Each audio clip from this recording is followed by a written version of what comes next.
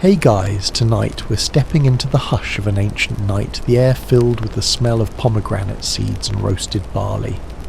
You're trudging up a winding marble staircase that disappears into the clouds, your breath fogging in the chill air.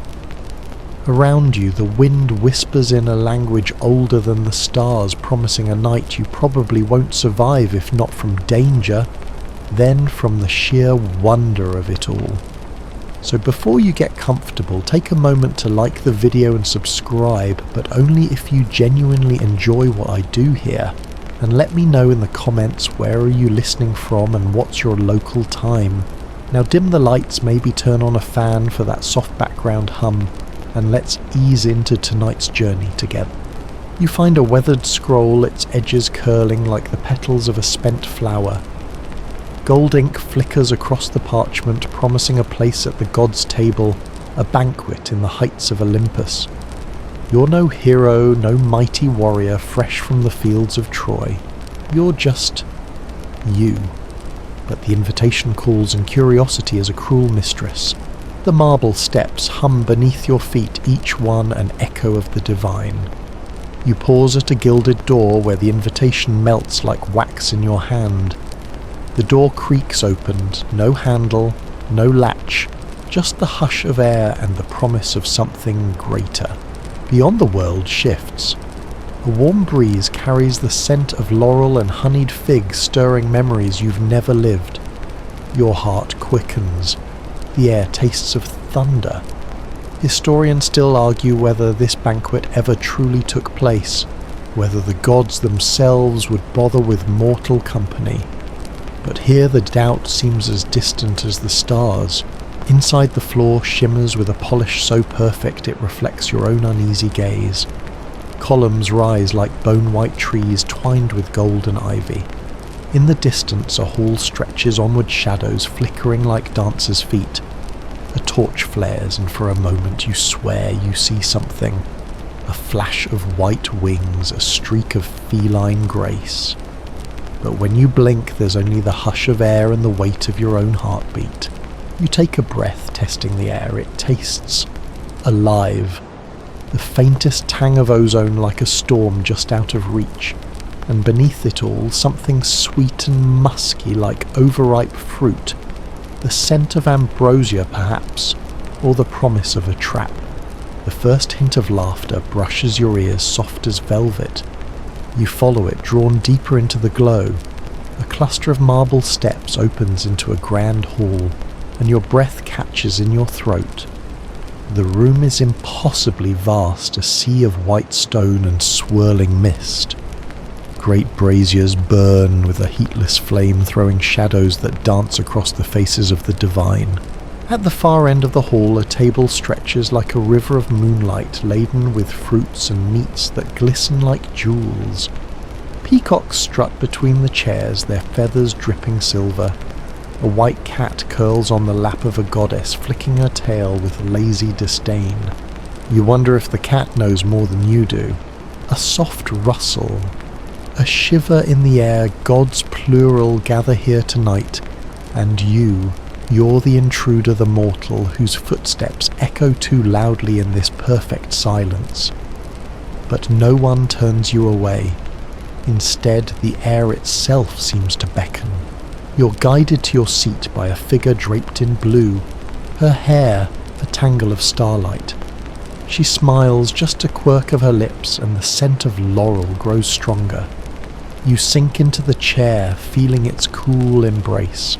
A goblet waits before you, its surface rippling with a promise of sweetness. But you don't dare drink, not yet. Instead, you take in the faces around you. Apollo's golden hair glows like the dawn. Athena's eyes are pools of grey mystery. Dionysus lounges with a smile that's half promise, half threat. Hera sits as still as ice, her gaze slicing through the laughter like a blade. Each god is a story in themselves, and each story seems to see straight through your mortal skin. The table is alive with chatter and song, the air a tapestry of voices. A harp sighs in a corner, its music soft as the rustle of wings. You let the sound wrap around you, and for a moment you almost forget the mortal world beyond these walls. Almost. You reach for a fig, its skin split to reveal crimson flesh. It's sweeter than anything you've tasted, a drop of summer caught in your mouth. A voice beside you murmurs approval, Demeter, perhaps her laughter like the rustle of grain. She plucks a grape from a bowl and presses it into your palm. Eat, she says, and it's less command than blessing. A hush falls. Your gaze drifts upward to a mosaic on the ceiling, 1,000 scenes of triumph and tragedy woven together in gold and lapis.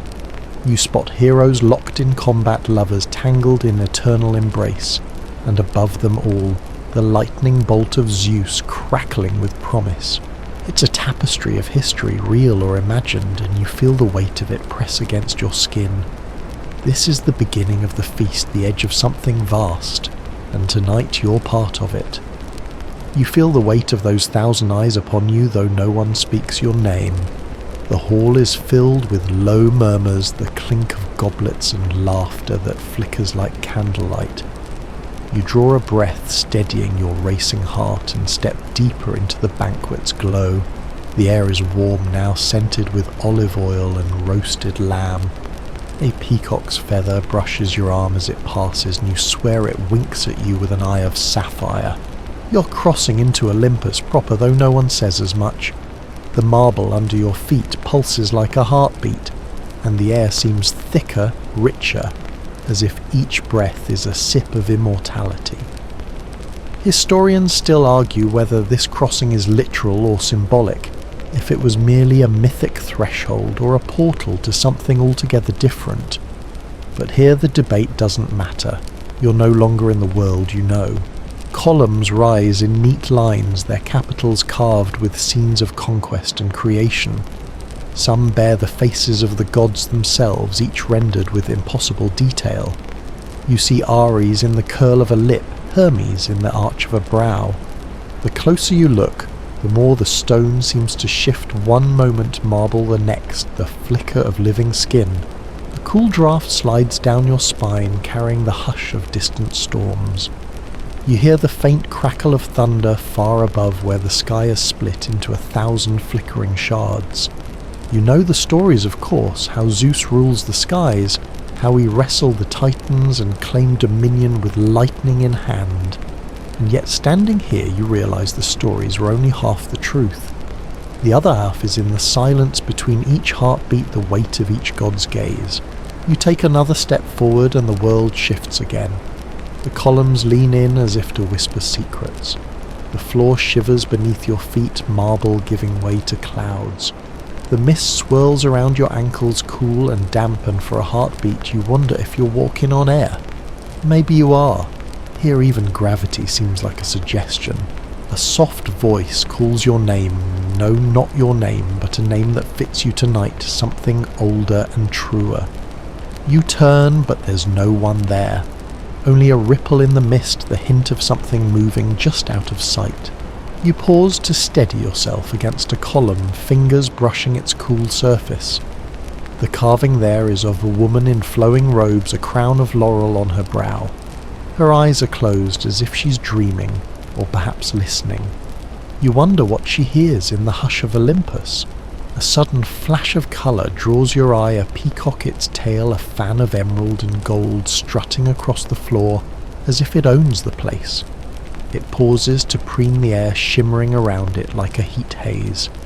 You follow it with your gaze, half lost in the play of light and shadow. The bird pauses to look at you, and in that moment it feels like a challenge, or maybe a welcome. You keep moving, the columns receding behind you. Ahead, the hall opens up a vast expanse of white stone and drifting cloud. The ceiling arches high above a mosaic of the night sky. Tiny gems gleam in the shapes of constellations, each a story in itself. You spot Orion with his upraised club, the serpentine curve of Draco, and the gentle sprawl of Andromeda. Here the myths are written in stone and light. The air grows warmer, scented with honey and cedar.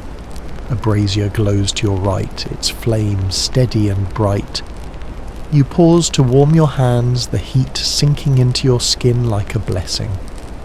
Light flickers across your face, throwing your shadow long and thin against the marble. In the flicker of the flame you catch sight of something glimmering, a golden plate half buried in the mist. You bend to pick it up, and the metal is warm, thrumming with some secret life. Etched around the rim are words in a script you almost recognise, though you can't quite name it. The letters shift as you watch, never settling into a single shape. You wonder if this is how the gods speak, always shifting, always elusive. You slip the plate back into the mist, feeling its weight settle into your palm like a promise. Around you the laughter grows louder, warmer, as if the gods themselves are inviting you in. You take another breath, and the air tastes of salt and something sweet ambrosia perhaps, or the promise of it. A sudden gust of wind sends the clouds swirling around your feet, and you catch a glimpse of the table again. This time it seems closer, the flicker of torchlight beckoning you forward. You feel your heart quicken, your feet pulling you onward. You're crossing the threshold at last, stepping fully into the realm of the divine. A thought flickers at the back of your mind, this is no longer the world you knew. Here the rules are different. Here even time itself seems to hesitate. But you push that thought away, focusing instead on the warmth of the hall, the murmur of voices, the laughter that curls around you like a cat's tail. And so you keep walking, each step a promise, each breath a prayer. You're crossing into Olympus and there's no turning back. The hall opens up around you, a vast cathedral of marble and cloud. The ceiling arches so high that it disappears into the swirling mist lit by the faint glimmer of starlight. You feel dwarfed by it, a mortal speck in a world crafted for gods. But still you walk on feet, brushing the edge of eternity with every careful step. The banquet hall is alive with movement, each flicker of a robe or gleam of a jewel catching your eye. Historians still argue whether the gods of Olympus gathered in such splendour, or if this vision is only a mortal fancy. But here now it feels as real as your own heartbeat. Your gaze is drawn to the walls where reliefs of ancient battles and divine triumphs dance across the marble.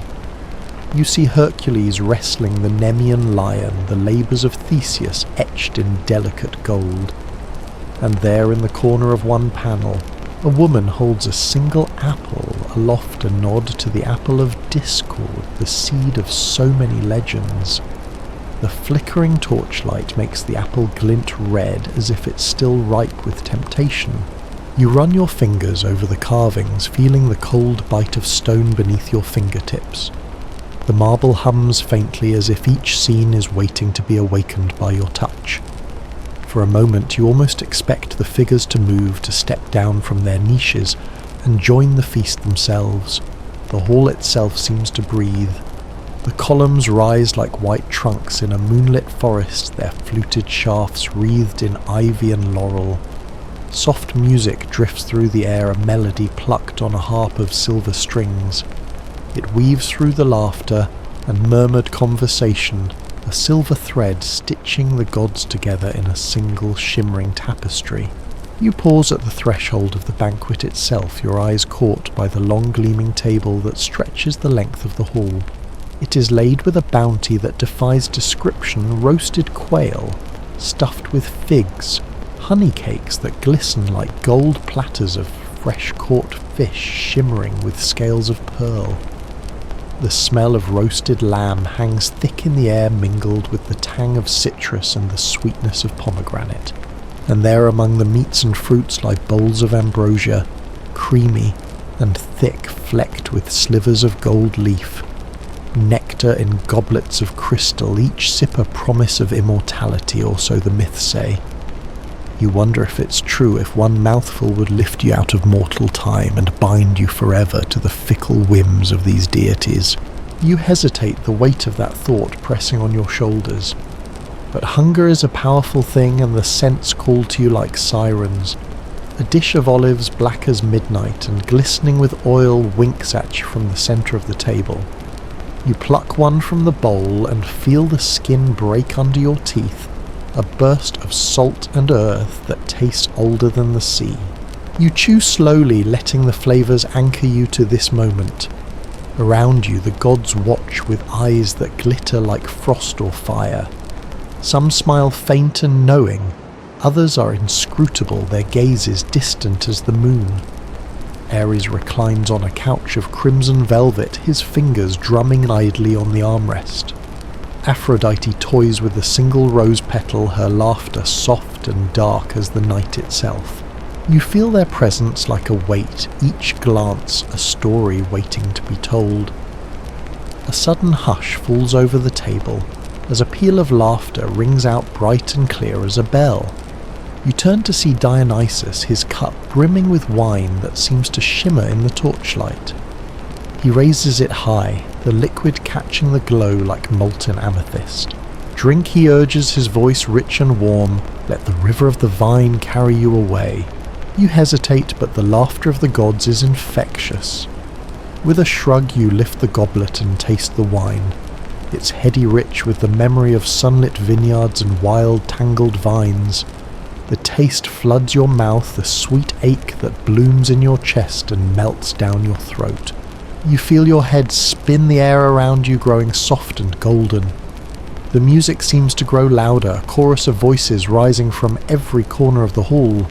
Your heart pounds in time with the harp's gentle beat, and for a moment you feel as if you're floating.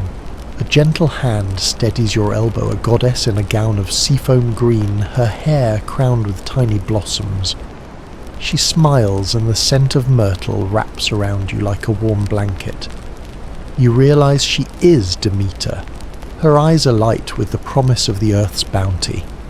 She presses a fig into your hand, her voice a soft murmur. Eat mortal, she says, taste the harvest of the gods. You bite into the fruit, its flesh sweet and sticky on your tongue. It tastes of sun and rain and the rich dark earth. Around you the laughter swells, a wave of sound that washes over you and leaves you breathless. The walls themselves seem to lean closer, the marble whispering secrets in a language you almost understand. This ceiling arches higher, the stars in the mosaic above winking down like silent witnesses. You feel the weight of it, all the myths and the mysteries, the hunger and the promise, and you know deep in your bones that this is only the beginning. The table stretches on an endless river of delicacies, each dish more inviting than the last. Your eyes trace the line of plates and platters, each one a story waiting to be told. Historians still argue whether this divine spread was meant to humble mortals or to tempt them, whether it was a gift or a challenge. But as you take it all in, you can't help but feel both honoured and wary. The air is thick with the scent of roasted meats and sweet spices. Steam curls from a platter of fish, their silver scales glistening like moonlight. You see a bowl of honeycomb, each cell glinting with golden sweetness, and beside it a dish of pomegranate seeds red as rubies. A peacock feather brushes your shoulder, and you turn to find a white cat perched on the table, watching you with lazy interest. You wonder if it's a trick of the light or if the creature is as ancient as the marble it prowls. You reach for a slice of bread, thick and crusty, still warm from the oven. The scent of rosemary clings to it, and when you tear off a piece, the crumb is soft and yielding beneath your fingers. You dip it into a bowl of olive oil, the green-gold liquid shimmering in the lamplight. The taste is sharp and clean, a burst of sunlit groves and wind-blown hills. You feel the eyes of the gods on you as you eat. Some watch with faint amusement, others with the cold disinterest of those who have seen centuries come and go. Apollo leans back in his chair, fingers idly plucking at a silver-stringed lyre. His song is a thread of light weaving through the shadows, a melody that speaks of summer days and battles long forgotten. A low hum of conversation fills the hall, each voice a note in the symphony of the feast. You catch snatches of it, laughter like warm honey, a sigh that tastes of winter rain. Beside you, Athena sits with her chin resting on her hand, her grey eyes thoughtful as she studies the mortal who dares to sit at her table. She leans in slightly, her voice soft as she poses a question, a riddle wrapped in poetry, the kind that has no easy answer. "Tell me, wanderer," she says, "what is the shape of silence?" Her gaze holds yours unblinking, and you feel the weight of her words settle in your bones. You open your mouth to reply, but the words catch in your throat. How can you describe a thing that isn't? You fumble for an answer, your mind swirling like the clouds outside. A smile flickers across Athena's lips. Approval or amusement, you can't be sure, and she turns her attention elsewhere, leaving you with the echo of the question in your ears. A sudden gust of wind ripples through the hall and the torches flicker. You feel the hairs on your arms rise, the air charged with something you can't name. The laughter of the gods grows louder, brighter, until it feels like the room itself is singing. You catch glimpses of them as they lean forward, eyes glittering like stars, Aphrodite with a rose between her lips, Ares with his fingers drumming on the table in restless rhythm. You take another bite of bread, letting the flavours ground you in this moment. The air is thick with warmth and light, and yet beneath it all there's an edge, a flicker of something wild and untamed. You see it in the gleam of silver on a plate, in the curl of a lip as a god laughs too hard at some private joke. A figure catches your eye, Hermes, his hair tousled as if by some playful wind. He winks at you, his smile as fleeting as a dream, and you feel a tug at your sleeve. A coin rolls across the table, spinning in the flickering light before it vanishes as if it was never there at all. You wonder what else he's stolen from you in that moment, a memory, a promise, a heartbeat. The music grows softer, the harp's silver notes weaving a lullaby that seems to slow time itself. You lean back in your chair, feeling the weight of the feast settle in your bones. The taste of honey and bread lingers on your tongue, sweet and sharp. A hush falls as a figure rises at the head of the table, Dionysus, his cup raised high, the wine inside catching the light like liquid night. He grins, his eyes bright with mischief and promise. "Drink deep, mortal," he says, "for the night is long, and the world beyond these walls grows ever more distant." You lift your goblet in answer, the sweet wine a thread of fire down your throat. The laughter swells around you, warm and rich, and you feel yourself slipping deeper into the embrace of this otherworldly feast. For a moment you let go of the questions and the doubts. You let yourself be swept up in the song of the banquet, the taste of ambrosia, the warmth of divine laughter. And as you lean back into the velvet night, you know that whatever waits beyond this feast, whatever the gods have planned, you are no longer just a wanderer. You are part of the story now. The laughter of the gods echoes through the hall like a warm river swirling around your ears as you sit back and let the air fill your lungs with sweet scents of honey and myrrh. Dionysus with his crown of ivy and that playful grin still stands tall, his cup raised high, the wine inside as dark and endless as a starless night. You feel the weight of his gaze, the promise in his smile, an invitation to drink deep and forget everything you thought you knew. He tilts his head, his voice soft and low, almost a purr. "Mortal, do you dare taste the madness of the vine?" His words wrap around you like a velvet cloak, thick and heady. And though every sensible bone in your body wants to say no, your hand rises anyway, fingers curling around the cup of nectar before you. The first sip is a shot, cold and hot all at once, the flavour of crushed grapes and wildflowers blooming on your tongue. It tastes like late summer, like laughter in the dark, like the first shiver of a lover's touch. The warmth of it pools in your chest, chasing away every cold memory you've ever held close. A rush of light-headedness follows, and for a heartbeat you feel as if you're floating just above your own skin, the air shimmering and soft around you. You blink and catch glimpses of the gods' faces, each one alight with mischief or amusement, or some secret that mortals were never meant to know. Historians still argue whether Dionysus wine was more than just drink, whether it held some secret spark of immortality, or if it was simply a drink brewed from the joys of existence itself. You swallow again, the second sip burning brighter than the first, and the room grows even softer around the edges. Apollo's golden head seems to glow brighter in the lamplight, his laughter a song of dawn and hope. Ares leans forward, his red cloak spilling across the table like a wound, his gaze fierce and hungry. Even Demeter's quiet smile takes on a new warmth, her harvest-heavy baskets brimming with the promise of life and death alike. A dish of dark, glistening olives appears before you, each one plump and slick with oil. You take one, feeling its weight between your fingers, and bite into its bitter, briny flesh. The taste grounds you, pulling you back from the edge of that sweet, dizzying wine dream. A cat white as moonlight brushes against your leg, its purr a soft vibration in the air, a reminder that even in the realm of the divine some small comforts remain. You turn your head and find Athena watching you, her eyes sharp and curious beneath the silver curve of her helm.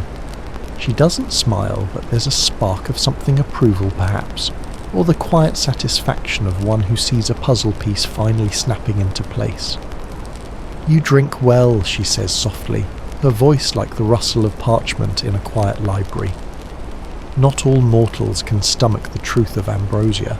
You want to ask what she means, but before you can find the words, a new sound weaves its way into the air. It's the soft strum of a lyre, each note as clear and bright as starlight. Apollo's fingers dance across the strings, his music a gentle balm that soothes the dizziness in your head and coaxes your heart into a slower, steadier beat. You close your eyes for a moment, letting the music wash over you. Each note is a thread of light weaving through the dark, pulling you deeper into the warmth of the banquet. You feel the weight of centuries pressing in around you, the weight of myths and stories, and the endless dance of mortals and gods. And still you drink. The wine is a river now pulling you along with it. Each swallow blurs the lines between now and then, between you and them. You taste memories that aren't yours, sunlit fields of golden wheat, the iron tang of war, the sweet ache of first love and final loss. You see visions in the flicker of the torchlight, chariots racing across the sky, women weaving tapestries of fate, a hunter's arrow flying true. But not all visions are so lovely. You catch glimpses of darker things, a face half-shadowed, lips curled in a cruel smile, a hand raised in betrayal, a crown that weighs heavy on the brow of one who dares to wear it. You wonder if this is the cost of tasting the drink of the gods, seeing not just their glory but their secrets too. A peal of laughter draws your attention, and you turn to see Dionysus watching you, still his eyes bright with delight. He leans forward, his voice low and teasing. "Careful mortal," he says, his breath warm on your ear. "Drink too deep and you may forget which world you belong to." But you can't stop now. The wine sings in your veins, the sweet ache of it too much to resist. You take another sip and the warmth of it floods your limbs, making you feel weightless, as if you could drift away on the laughter and music. Demeter leans across the table, pressing a small cake into your hand. It's dense and fragrant, flecked with bits of dried fruit and honey.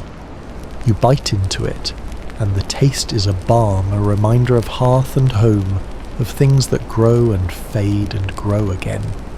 It steadies you, the richness of it settling in your stomach like a promise.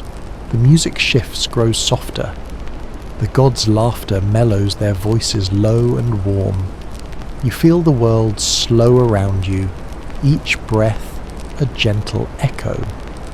The marble floor beneath your feet is cool and solid, anchoring you to this place, even as the wine and music pull you toward dreams.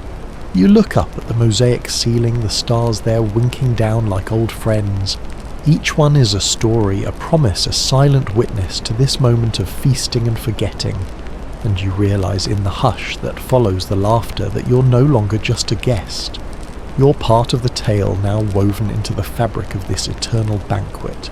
You close your eyes, the last sip of wine sweet on your tongue. Around you the gods settle into their seats, the feast stretching on, and on a river of taste and sound and memory. And you know with a certainty that cuts through the haze of ambrosia that you are exactly where you're meant to be. You feel the warmth of the wine pulsing in your veins, a gentle thrum that seems to echo the steady beat of your own heart. The air is heavy with the scent of roasted meats and sweet spices, a comfort that wraps around you like a well-worn cloak. You're adrift on the tide of the gods' laughter, your mortal worries slipping away like leaves on a river. The music of Apollo's lyre drifts through the air, each note a silver thread that binds the feast together. You watch him, his golden hair catching the light, his fingers sure and deft on the strings.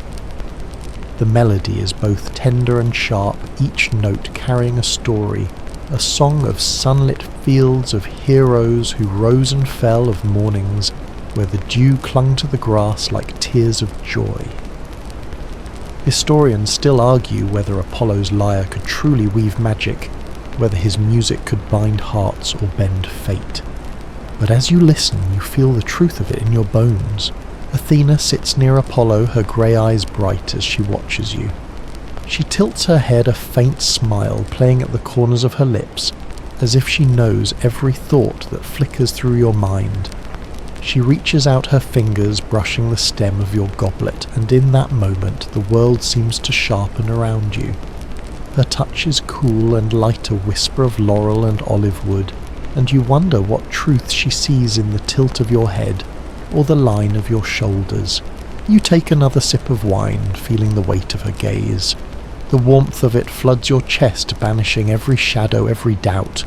You're no hero, no demigod, but here at this table you're part of something vast and ancient, a story that's been told 1,000 times, in 1,000 ways. The laughter of Dionysus curls around you like smoke, soft and insistent. He raises his cup, his eyes bright with mirth and mischief. Do you feel it yet mortal? He asks, his voice thick with promise. The pulse of the world beneath your feet, the way the wine binds you to the dance of the stars. You nod, though you're not sure you have the words for what you're feeling. It's more than just the warmth of the wine or the sweet ache of the music. It's the sense of being part of something that stretches beyond the edges of your sight, something that hums in the marrow of your bones. Demeter leans in close, her breath warm as she presses a small perfect fig into your hand. Its skin is soft, the colour of dusk, and when you bite into it, the flesh bursts sweet and sticky on your tongue. The taste is a promise of summer of fields, heavy with grain, of the slow turning of the seasons. You close your eyes, letting the flavour anchor you to the earth, even as the wine and laughter lift you higher.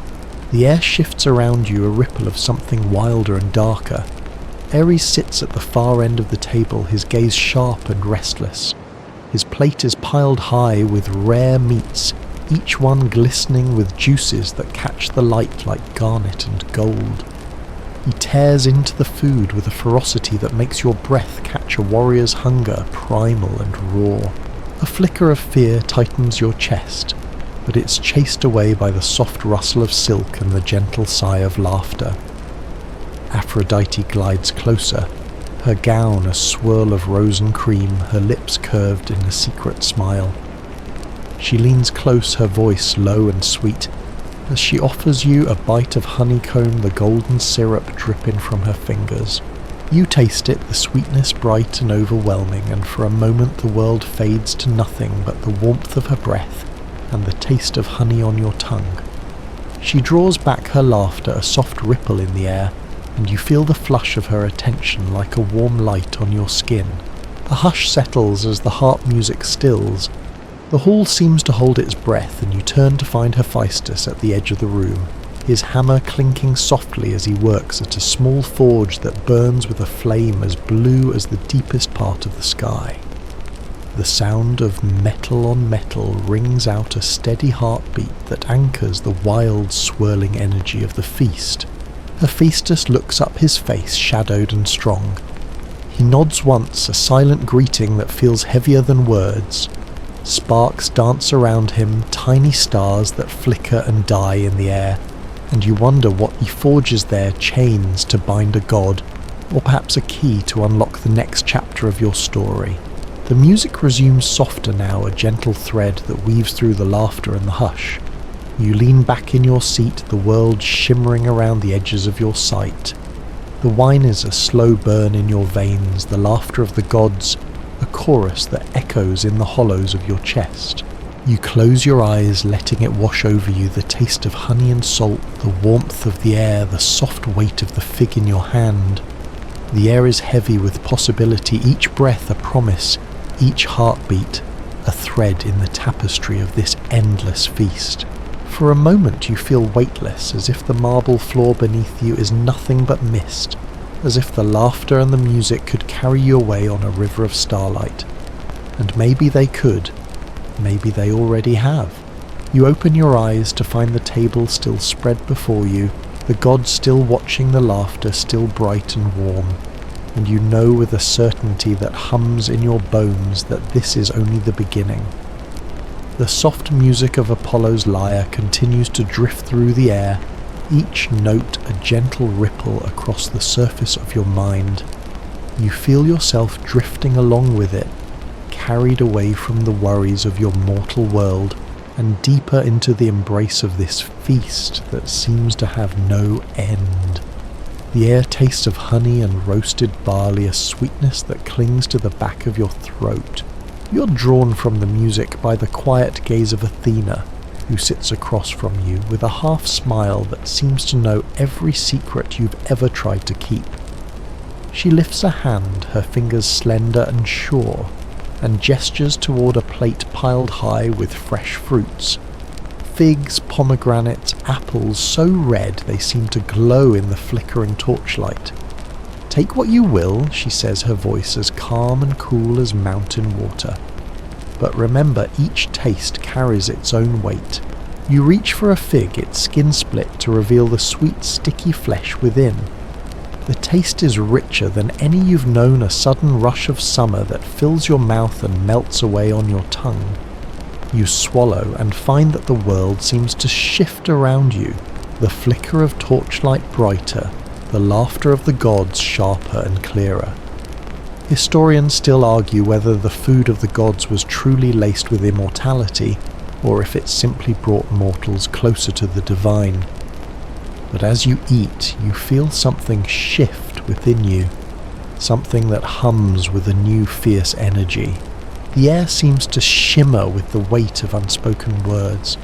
You catch snatches of conversation, Demeter's gentle laughter as she describes the harvest, the low rumble of Ares' voice as he speaks of battlefields painted with the colours of dusk and blood. Even Hermes' soft chuckle is a melody as he flicks a coin across the table and makes it vanish into thin air. You feel the shift before you see it, a ripple of tension that passes through the room like a breath of cold wind.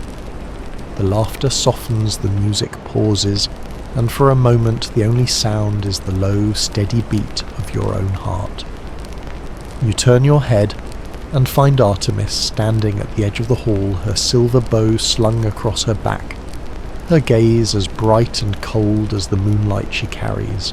She moves with a grace that seems almost otherworldly, each step a quiet promise of danger and beauty. Draped in a gown the colour of midnight, her hair crowned with a circlet of silver leaves, she's a vision of the wild, untamed and unbound. She lifts her hand, and in it a plate of roasted venison, the scent of juniper and smoke wrapping around you like a cloak. She sets the plate before you, her fingers brushing the edge of the dish as she meets your gaze. "This is the hunt," she says, her voice soft but sure.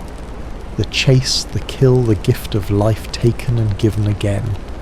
Her words are a riddle, a lesson wrapped in the scent of wild places and moonlit glades. You take a bite of the venison, the meat tender and rich on your tongue. The taste is wild and clean, a reminder of the forest and the hunt of the balance between hunger and mercy. You swallow, and for a moment you feel the world tilt around you, the line between predator and prey blurred in the flicker of torchlight. Artemis watches you, her eyes calm and bright. She nods once, a gesture of quiet approval, and then turns away, her silver bow catching the light as she disappears back into the shadows.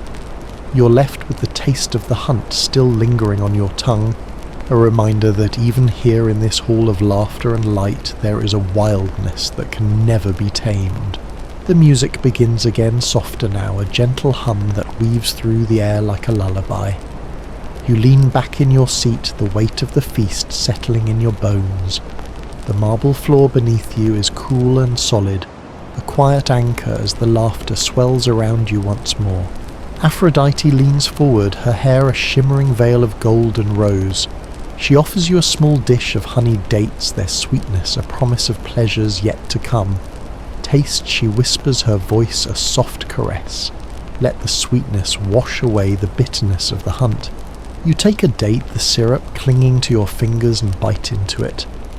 The taste is a slow, golden heat that warms you from the inside out, a balm for the wild edge that Artemis's gift left in your chest. You swallow, and the world seems to soften around you, the laughter of the gods growing gentle and warm. Hephaestus' forge still glows at the edge of the hall, the blue flame dancing like a quiet promise. You catch the scent of molten bronze, the soft clink of metal on metal, and feel the weight of history in every spark that flies from his hammer. Historians still argue whether his forge was a place of creation or destruction, whether he crafted weapons or wonders, chains or crowns. But as you watch him work, you see the truth in the slow, careful rhythm of his hands. You close your eyes, the taste of honey and roasted meat still bright on your tongue. The laughter of the gods washes over you, warm and endless, and you let yourself drift in its glow. The air hums with the weight of 1,000 stories, each one a thread in the tapestry of this feast. You lean back in your seat, the marble cool beneath your fingers, and feel the quiet pulse of the world around you. Here in this hall of marble and mist, time seems to pause, each breath a promise, each heartbeat a song. And you know as you taste the last bite of honeyed sweetness that this night is far from over. The warmth of the honey still lingers on your tongue, as the air around you seems to thicken, shimmering with a faint silver glow. The laughter of the gods softens to a murmur, and you feel a hush settle over the hall like a velvet curtain. You shift in your seat, the marble, cool, beneath your palms, and realize that something has changed, subtle but undeniable. A new note has joined the chorus, a salty tang that cuts through the sweetness like a blade of sea foam. Poseidon is here. You glance up and see him at the far end of the table, his hair the colour of storm clouds, and his eyes as deep and restless as the ocean's heart. He sits tall and regal, his trident leaning casually against the arm of his chair. His robe is the dark green of kelp and midnight waves, and each breath he takes seems to carry the hush of distant tides. A dish of oysters lies before him, their shells gleaming with mother of pearl, and you watch as he pries one open with deft fingers. The brine-scented air wafts toward you, rich with the promise of distant shores and hidden depths. Historians still argue whether Poseidon's banquets were ever this refined, whether the god of the sea truly preferred the delicate treasures of the deep, or the roaring feast of storm and salt that he could summon with a flick of his wrist.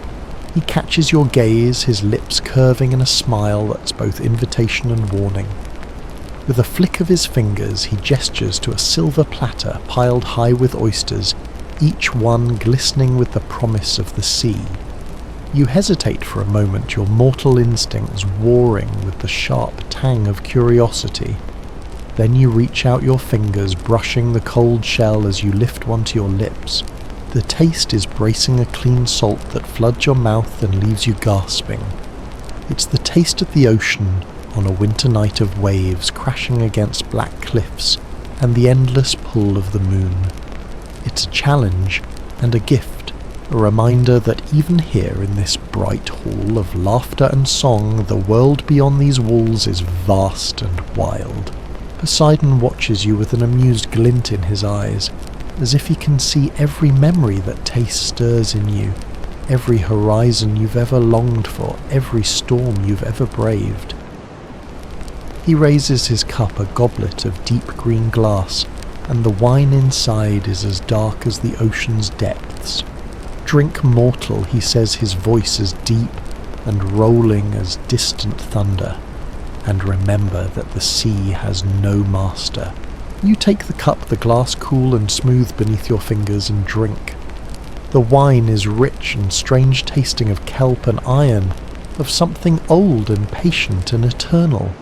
It slides down your throat like liquid night, and for a moment you feel as if you're standing at the edge of the world, the waves lapping at your feet and the horizon stretching on forever.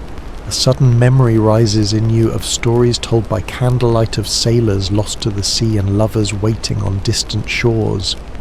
You taste the salt of those stories on your lips, and you realize that the sea is not just a place but a promise of mystery and possibility that has called to mortals since the first dawn. The air around you seems to pulse with that promise, the marble beneath your feet shimmering like wet sand. You close your eyes and let the taste of the ocean wash over you, feeling the weight of Poseidon's gaze like the pull of the tide. A flicker of movement draws your attention, and you see a silver fish dart across the table, its scales catching the light in flashes of blue and green. Hermes grins as he chases it with a fork, his laughter a bright ripple that dances across the hush. Careful mortal, he teases his eyes bright with mischief. The sea's gifts are as fleeting as a gull's cry. You laugh softly, the sound low and warm in your chest. The fish leaps again, vanishing into a silver dish with a final flick of its tail, and the laughter of the gods rises once more soft and bright and endless. You take another sip of Poseidon's wine, the salt-slick flavour grounding you, even as it pulls you deeper into this strange shimmering night. The air is thick with the scent of the sea and the crackle of torches, and you feel the stories of the ocean humming in your blood. Around you the gods watch and smile their laughter, a quiet music that echoes in the hollow of your chest. You are no longer just a guest at this table, no longer just a wanderer passing through. You are part of the feast, part of the endless dance that weaves through marble and mist, through laughter and longing. You lean back in your seat, the marble cool beneath your hands, and let the hush of the ocean fill you. The taste of salt and honey, the promise of the sea, the warmth of the gods' laughter. They are yours, now a memory that will live in the quiet of your heart long after this night has faded into dream. And still the feast stretches on each breath, a promise, each heartbeat a song. You take another sip of wine, the laughter of the gods soft as the murmur of distant waves, and you know that this is only the beginning. The hush of the sea still echoes in your ears as the laughter of the gods swells once more bright and sweet as summer rain.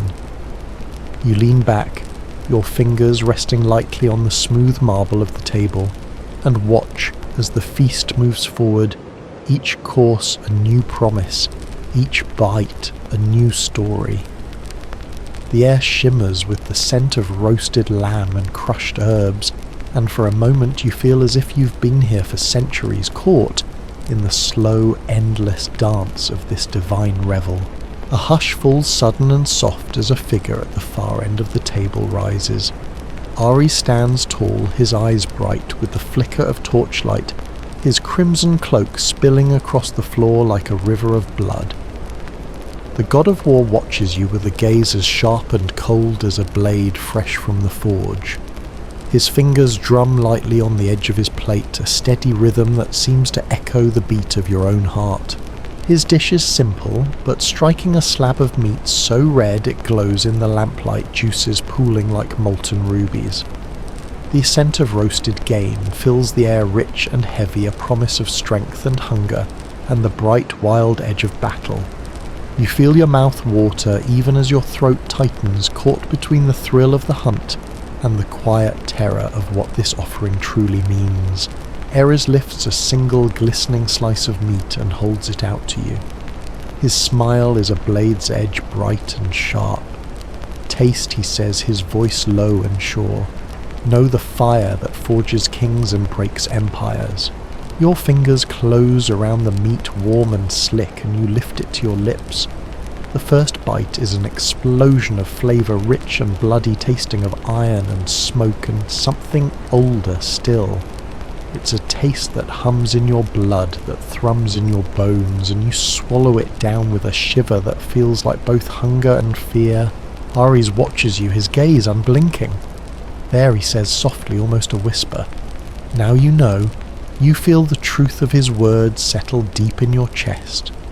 The meat is a challenge and a gift, a reminder that even in this hall of laughter and light, there is a hunger that never fades. Historians still argue whether Ares was ever more than a brute of war, whether his feasts were simply a celebration of conquest or something deeper, something that speaks to the quiet, inexorable drumbeat of the human heart. You take another bite, the taste of blood and fire filling your mouth. The laughter of the gods softens around you, and you feel their eyes on you, some amused, some approving, some simply curious.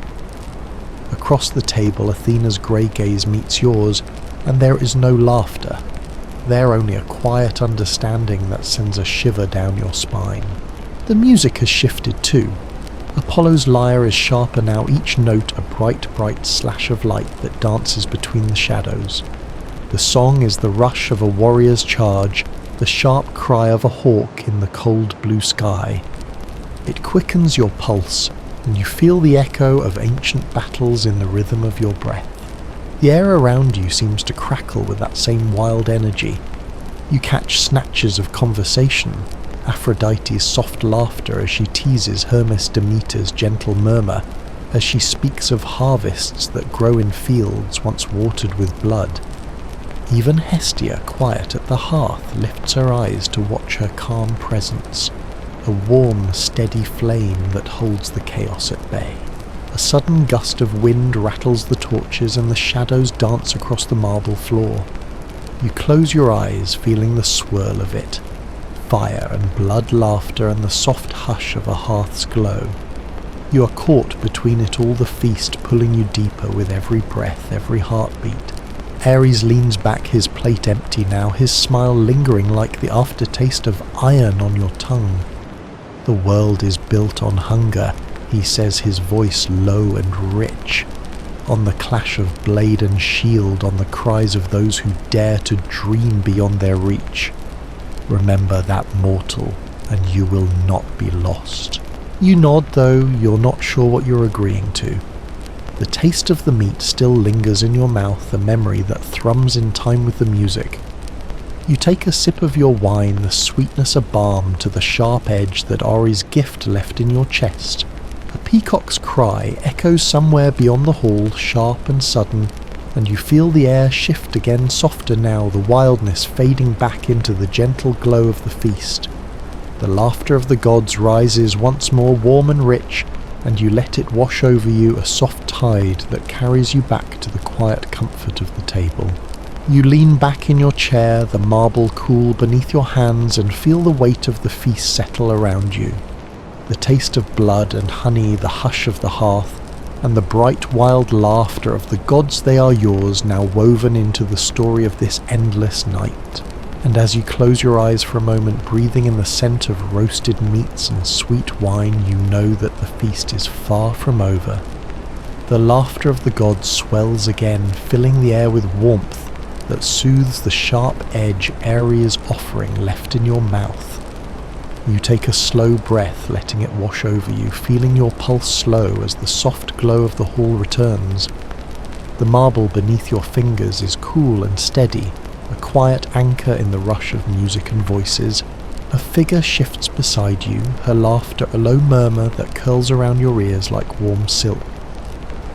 Aphrodite leans forward, her eyes glinting with amusement and secrets, her lips curved in a smile that promises more than mere words.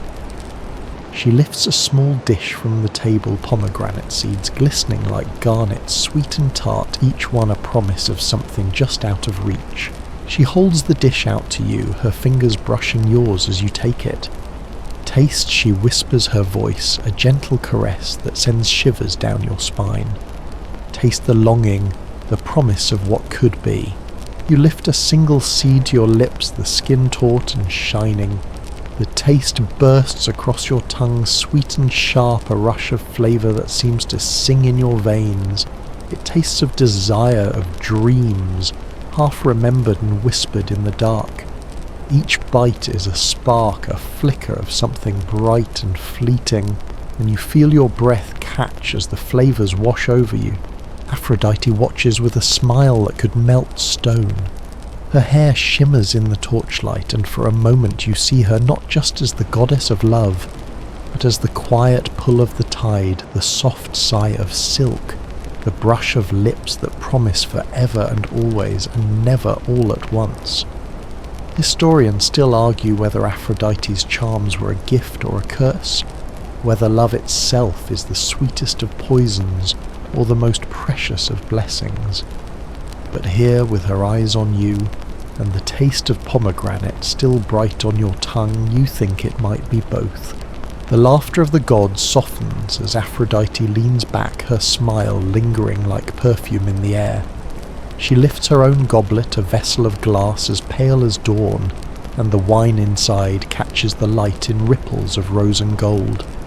She sips slowly, the curve of her throat elegant and sure, and you feel a heat bloom in your chest that has nothing to do with the wine.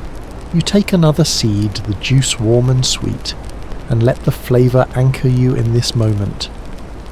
Around you, the hall glows with gentle light, the music of Apollo's lyre weaving a soft spell that soothes the hush of longing that Aphrodite's gift left in its wake. Beside you, Hermes leans in with a grin, his fingers deft and light as he plucks a fig from your plate and vanishes it with a flick of his wrist. Careful mortal, he says, his voice bright with laughter. The heart is a tricky thing, easy to lose and harder still to find again. You laugh the sound soft and warm in your chest and take another sip of wine. The sweetness of it soothes the ache of the pomegranate, and you let the laughter of the gods wash over you like a balm. The air is heavy with the scent of roasted meats and sweet wine, the warmth of the hearth at the edge of the hall, a quiet promise of comfort in the flicker of torchlight. Hestia sits there, her presence a gentle glow that eases the rush of the feast. She says nothing, her hands folded in her lap, her gaze steady and calm. The hearth behind her flickers with soft light, the scent of wood smoke and baking bread a quiet promise of safety. You meet her gaze and feel the hush of the hearth wrap around you, a gentle warmth that eases the last echoes of Ares' challenge and Aphrodite's sweet ache. The music shifts Apollo's lyre, soft and slow, each note a sigh that drifts through the marble halls. You lean back in your seat, your body warm and loose, the rush of wine and laughter, a gentle tide that carries you deeper into the night. A plate of honeyed dates appears before you, their sweetness a soft echo of Aphrodite's promise. You taste one, the syrup thick and golden on your tongue, and close your eyes as the flavours melt into a quiet hum of pleasure. Around you, the laughter of the gods grows soft, a low murmur that seems to echo in the hollow of your chest. You feel the weight of their eyes, Apollo's quiet approval, Demeter's gentle warmth, Ares' sharp smile, Aphrodite's lingering gaze, each one a thread in the tapestry of this endless feast, each one a promise of something more. The marble beneath your fingers is cool and steady, a quiet anchor in the warm rush of voices and music. You take a slow breath, the air thick with the scent of honey and roasted lamb, and let it settle deep in your bones. And you know with a quiet certainty that hums in your blood that this night is far from over. The warmth of the honey still lingers on your lips, a soft sweetness that glows in the hush of the hall. Around you, the laughter of the gods ebbs and flows like the gentle lap of waves against the shore, the music of Apollo's lyre weaving a quiet spell that holds you in the glow of torchlight and marble. You lean back in your chair, feeling the steady rhythm of your heart settle into the slow, sweet cadence of the feast. At the far end of the table you catch the flicker of movement, a soft glow of molten bronze, the steady clink of metal on metal. Hephaestus stands at his forge, the blue flames dancing in the shadows as he hammers out some secret shape on his anvil. The air around him is rich with the scent of heated iron, a promise of creation and destruction held in perfect balance. You watch him work, each blow of his hammer ringing out like the heartbeat of the world itself. Historians still argue whether Hephaestus' forge was the birthplace of weapons that broke empires, or the quiet cradle of wonders that saved them. But here in the hush of the hall you see both truths in the glow of his forge. Hephaestus looks up as you watch his face shadowed and strong, the lines of his mouth set in a quiet smile that speaks of hours spent in the glow of fire and the weight of dreams. He lifts a small chain, each link bright as starlight, and holds it out for you to see. Strength. He says, his voice a low rumble that seems to echo in your bones, but also burden. You reach out your fingers, brushing the cool metal, and feel the weight of it settle into your palm like a quiet promise. The chain is light but strong, each link forged with a care that speaks of centuries and the patient hand of the craftsman. You wonder what it could hold, what could bind or free. Hephaestus nods, once his gaze warm and steady. Remember, mortal, he says, his voice softer now. The tools we make are only as strong as the hands that wield them. You nod, though the weight of his words lingers long after you set the chain back in the gentle glow of the forge. The laughter of the gods seems softer now, the music of the lyre, a low murmur that weaves through the air like a promise of stories yet to be told. A hush falls as Hermes leans closer, his smile bright and fleeting as the flash of a silver coin in the sun. He holds up a goblet, the wine inside dark as midnight, and his eyes glint with mischief and secrets. Drink, he says, his voice bright with laughter. For the night is long and the stories are endless. You take the cup, the glass cool and smooth in your hand, and sip. The wine is a soft fire, a whisper of midnight skies and moonlit roads, and you feel it settle in your chest with a quiet sigh. The laughter of the gods rises again, warm and bright, and you let it wash over you, feeling the hush of the forge and the warmth of the hearth twined together in the slow dance of the feast. Across the table Estia lifts her gaze, her eyes soft and kind. She holds out a plate of warm bread, the crust golden and fragrant with rosemary and salt. You take a piece, tearing it open to reveal the soft white heart within, and taste the quiet comfort of home in each bite. The bread is simple, a balm to the wild edge of the feast, and you feel the warmth of it settle into your bones like a gentle hush. Demeter watches with a soft smile, her fingers brushing the rim of a bowl heaped with fresh fruits, plums and grapes and figs, each one plump and sweet as summer. She lifts a fig and holds it out to you, the skin taut and ripe, and you take it, the juice bright and warm on your tongue. The taste is a promise of harvests yet to come, of fields that sleep beneath winter's hush and wake again in the soft glow of spring. The music of Apollo's lyre grows softer, a slow sweet melody that seems to carry the hush of the forge and the warmth of the hearth in each gentle note. You lean back in your chair, the marble cool beneath your fingers, and feel the slow sweet weight of the feast settle around you. You close your eyes, letting the warmth of the wine and the hush of the music wash over you. You're no longer just a wanderer here, no longer just a guest.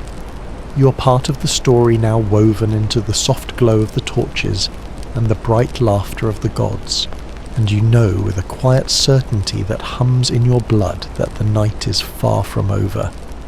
You let the slow, sweet weight of the feast settle into your bones, the quiet laughter of the gods, and the soft notes of Apollo's lyre weaving a gentle tapestry around you. Each breath tastes of warm bread and spiced wine, each heartbeat echoes the low murmur of voices and the soft crackle of the hearth. You feel the marble beneath your hands cool and smooth, a quiet anchor in the shimmer of divine laughter. Hermes sits across from you, his eyes bright with secrets and mischief, his fingers flicking a silver coin across his knuckles as if it were weightless. "Mortal," he says with a sly smile, "do you know the trick of this night? The truth of a story that never ends."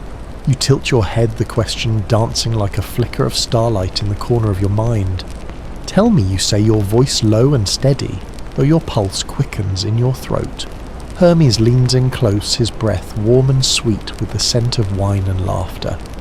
The trick, he whispers, is that the feast is never only about the food. It is the taste of memory, of dreams, of all the roads you've never walked. He pauses, his eyes bright as coins in the torchlight, and perhaps if you're clever enough, it's the taste of the roads yet to come. He flicks the coin one last time and it vanishes into the hush of the hall as if it were never there at all. You feel a thrill shiver down your spine, a soft ache of curiosity that burns brighter than any hunger. You turn back to the table, the plates piled high with roasted meats and honeyed fruits, the air heavy with the scent of rosemary and cedar. Demeter lifts a basket of fresh bread, its crust still warm, and offers it to you with a soft smile. You tear off a piece, the steam rising in the flickering torchlight, and taste the comfort of the earth in each bite. The laughter of the gods grows softer, a low murmur that wraps around you like the hush of snow on a winter's night.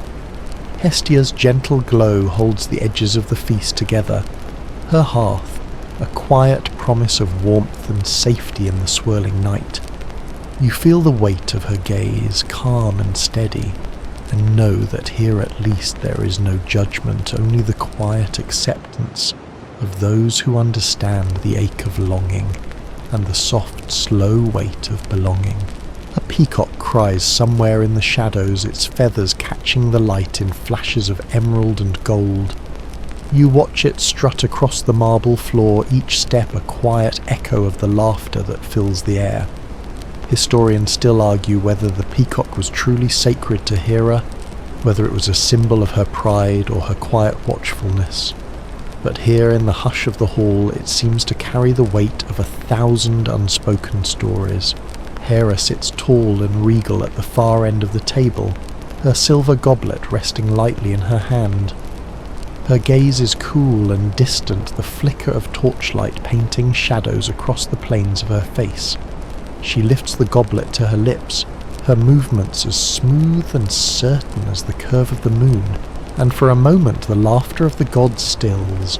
You feel her eyes on you, cold and bright as a winter morning. She sets the goblet down and speaks, her voice low and clear.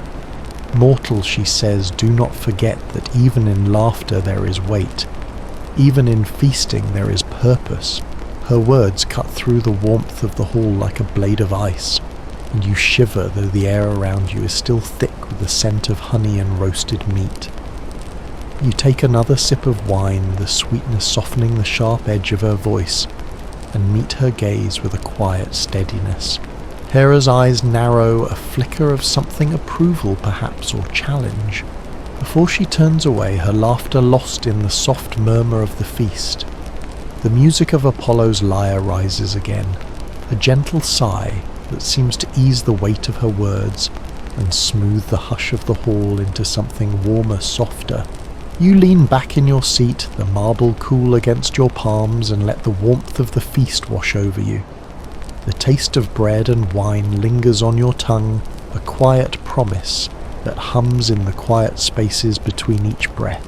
Around you the gods settle back into their laughter, their voices soft and bright as starlight. The torches flicker in the hush of the hall, each flame a heartbeat in the endless night, and you know with a quiet certainty that settles deep in your chest that the feast is far from over. You close your eyes, the hush of the music wrapping around you, and let yourself drift on the slow sweet tide of laughter and longing. And in that moment, with the taste of honey still bright on your tongue, you're no longer just a wanderer at this table. You are part of the dance, part of the song, part of the endless shimmering night. The music of Apollo's lyre floats through the air, a soft lullaby that weaves through the laughter and murmurs of the feast. You let it wash over you, each note a gentle thread that pulls you deeper into the glow of the hall. The wine in your goblet catches the light, glinting like molten garnet, and you sip slowly, the sweetness soft and bright on your tongue. You feel the hush of Hestia's hearth at your back, the quiet glow of the flames, a gentle promise that steadies the wild edge of your thoughts. The taste of bread and honey lingers on your lips, a reminder of the simple comforts that anchor even the wildest of nights. But beyond the warmth and laughter, there is a flicker of something else, a quiet stillness that pulls at the edges of your mind. You glance across the table and see Artemis, her silver bow resting lightly against her shoulder, her eyes bright and distant as the moon she carries in her gaze. She stands, her movements fluid and sure, the quiet rustle of her gown like the whisper of leaves in a midnight forest. She lifts a plate from the table, the scent of roasted game rising to meet you. A dish of venison, tender and rich, each bite a story of the wild hunt and the quiet promise of the kill. She sets the plate before you, her fingers brushing yours in a touch that is both soft and sure. Taste. She says, her voice a quiet hush that echoes with the rustle of trees and the soft call of an owl in the darkness. Know the gift of the hunt, the quiet promise of the forest that sleeps beneath the moon. You take a bite, the meat tender and rich on your tongue, the taste a slow burn that hums in your blood. It tastes of earth and shadow, of the quiet hush of a forest at dusk, and you swallow it down with a shiver that is not quite fear and not quite joy. Artemis watches you, her eyes bright and unreadable. The forest, she says softly, does not give its gift lightly. Remember this, mortal, what is taken must be honoured, what is given must be cherished. You nod, though the weight of her words settles heavy in your chest, a quiet reminder that even in laughter and song there is a balance that must be kept. Historians still argue whether Artemis's feasts were ever truly shared with mortals, or if they were a secret kept to the wild places where the moonlight falls soft and silver. But here in the hush of the hall you feel the truth of her words in every slow, deliberate breath. A flicker of movement draws your eye, and you see Hermes slip through the shadows, his laughter soft as he plucks a fig from your plate and makes it vanish with a flick of his wrist. Careful, he teases his voice, a bright ripple of mischief. The gifts of the hunt are easy to lose, easier still to forget. You laugh softly, the sound low and warm in your chest, and take another sip of wine. The taste is bright and sweet, a quiet balm that softens the wild edge of Artemis's gaze. Around you the laughter of the gods rises and falls, a soft tide that carries you deeper into the warmth of the hall. Ares leans back in his chair, his eyes dark and sharp as he watches the exchange. His fingers drum lightly on the table, a rhythm that hums in time with the music of Apollo's lyre. You meet his gaze and see the wild hunger there, the bright promise of battle and blood. But beneath it you see something else, a quiet respect, a flicker of approval for the way you've taken each gift, offered each taste and story that the gods have placed in your hands. Demeter's soft laughter breaks the hush, her fingers brushing the edge of a bowl piled high with summer fruits. She plucks a grape and offers it to you, her smile gentle and warm. The earth's gift, she says, her voice as soft as the rustle of grain in the fields, sweetness to balance the salt and the shadow. You take the grape, the skin taut and cool beneath your fingers, and bite into it. The taste is bright and tart, a sudden burst of summer that eases the weight of Artemis's wild hunt and Ares' sharp gaze. You close your eyes for a moment, letting the sweetness anchor you in the hush of the hall. The music of Apollo's lyre softens the notes low and sweet, each one a soft breath that seems to echo in the hollow of your chest. You lean back in your chair, the marble cool beneath your palms, and let the slow warmth of the feast settle around you like a quiet promise. You know with a certainty that hums in your blood that the night is far from over. The laughter of the gods, the hush of the music, the taste of honey and salt and wild forest. They are threads in the tapestry of this endless feast, each one a promise that you're no longer just a wanderer in this place. You are part of it now, woven into the hush of the hearth and the laughter of the gods, the soft glow of torchlight and the wild promise of the hunt. And as you close your eyes for a moment, the taste of the forest still bright on your tongue, you know that the feast is only just beginning. The soft glow of the torchlight seems to flicker brighter as the laughter of the gods settles back into a low, warm murmur. You take a slow breath, the taste of Artemis's wild gift still bright on your tongue, the soft, sweet memory of Demeter's grapes weaving a gentle hush around your heart. The marble beneath your fingers feels cool and solid, grounding you in the endless dance of light and laughter. A hush falls as a soft rustle of silk breaks the gentle lull of voices. You turn your head and see a figure standing at the edge of the hall, her gown the colour of moonlight, her hair a river of dark gold. Hera, queen of the gods, moves with a quiet grace that seems to hush the very air around her. The torches flicker in her wake, their flames bowing low as she passes. She takes her place at the head of the table, her silver goblet gleaming in the soft light.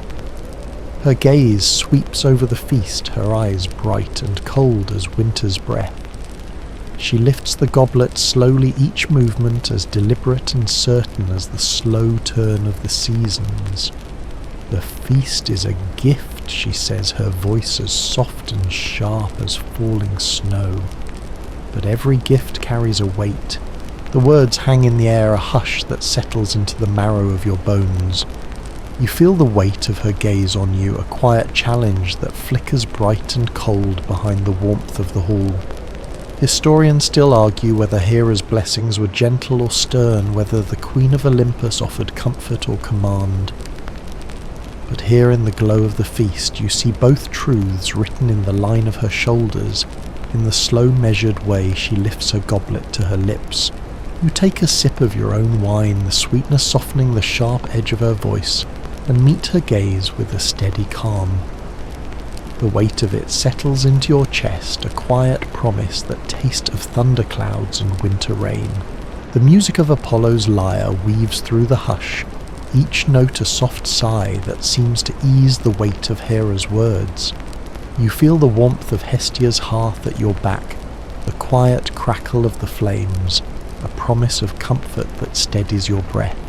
Hermes leans forward, his eyes bright with mischief as he flicks a coin across the table, the silver glinting in the torchlight. The queen speaks true. He says, his voice a soft ripple of laughter. Every gift is a chain, every promise a knot in the tapestry. You nod, though your fingers tighten around the stem of your goblet, the glass cool beneath your touch. The laughter of the gods swells again, bright and warm, and you let it wash over you like a balm, each note a gentle promise that softens the cold edge of Hera's quiet challenge. Demeter's laughter is a soft murmur in the hush, her fingers brushing the rim of a bowl piled high with golden apples. She plucks one and offers it to you, the skin smooth and cool, the scent bright and sweet in the soft glow of the hall. "Balance," she says softly, her voice a warm echo of the earth's slow, patient song. The sweetness to temper the sharp, the warmth to soften the cold. You take the apple, the weight of it a quiet promise in your palm, and bite into the crisp flesh. The taste is bright and sharp, a sudden burst of sweetness that eases the lingering ache of Hera's gaze. You close your eyes for a moment, letting the flavour anchor you in the hush of the hall. Ares leans back in his seat, his laughter a low warm rumble that seems to echo in your chest. His fingers drum lightly on the table, each tap a soft promise of the wild edge that hums just beneath the gentle glow of the feast. You meet his gaze and see the quiet challenge there, the unspoken promise that even in laughter there is strength, and in strength, a hunger that never fades. The music of Apollo's lyre swells the notes bright and clear, and you feel the warmth of the feast wrap around you like a cloak. You lean back in your seat, the marble cool beneath your palms, and let the laughter of the gods settle into your bones. You close your eyes, the taste of apple and wine bright on your tongue, and let the hush of the hall drift through you. You're no longer just a wanderer here, no longer just a guest at the table of the gods. You're part of the story now woven into the hush of the hearth and the bright laughter of the feast, the soft glow of torchlight and the quiet weight of winter's breath. And as the music softens, each note a gentle promise that hums in your blood, you know that the night is far from over. The taste of the apple still lingers on your tongue, bright and sharp, a reminder of the promise that winds through this endless night. The laughter of the gods rises and falls around you, like the hush of waves against a quiet shore, each breath of it a soft echo in the hollow of your chest. The marble beneath your fingers is cool and smooth, grounding you in the warmth and glow of the feast. A soft rustle of silk and the faint scent of salt draw your gaze to the far end of the table, where Poseidon sits with his trident resting lightly against his chair. His hair is the colour of storms, his eyes bright with the endless hunger of the sea. Around him the air tastes of brine and the hush of distant tides, a quiet promise of depth and danger that shivers through the warmth of the hall. He lifts a hand, and the laughter of the gods softens to a low murmur.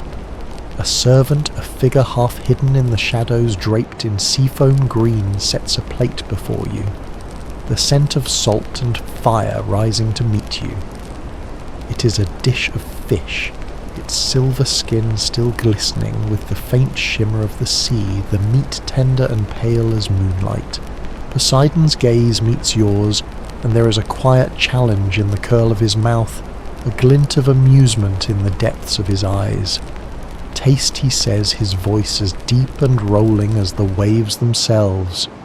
Know the promise of the sea, the quiet hunger of the deep.